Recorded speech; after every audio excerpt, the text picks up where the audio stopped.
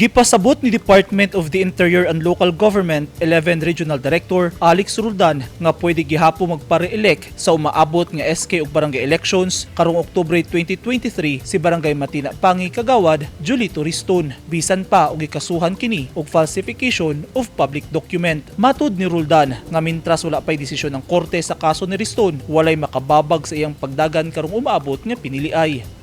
Namagutay palisiya nga di man yung kumbiktido o bastado ang tao, sometimes suspect na siya, no? So unless proven beyond reasonable doubt, kung wala yung decision pa sa korte o wala yung decision sa ombudsman for his disqualification, for example, sa korte kung ang isa sa mga penalty niya nga dili na siya makadagan o mapriso siya kung dili na siya makafunction, di na siya pwedeng madagan. Wala pa man gitang tangang iyang katungod na madagan sa election until such time na modeklarar ang usa ka competent court.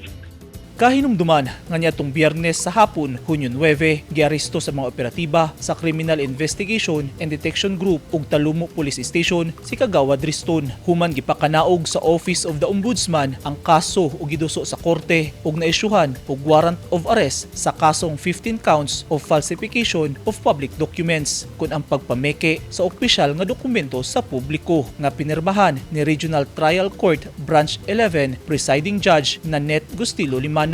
Apil sa gidakop ang Barangay Treasurer nga si Disima Rubelio, 34 anyos. Gi-question sa mga complainant nganong napadagan ang mga dokumento ug proyekto nga kulang og mga pirma. Nahimong basihan sa korte sa desisyon sa kaso nila Kagawad Riston ug Barangay Treasurer Rubelio ang paglapas sa Article 171 ug 172 sa Revised Penal Code. Si Kagawad Riston ang chairman sa Bids and Awards Committee kunbak sa Barangay Matina Pangi ug anaa na sa iyang ikaduhang termino sa pagpanrebisyo sa barangay. Giasikaso na sa kampo nila Riston ug Rubelio ang girekomendang piyansa sa korte nga 1,080,000 pesos matag usa kanila alang sa ilang temporaryong kagawasan samtang itaral sa korte ang kaso.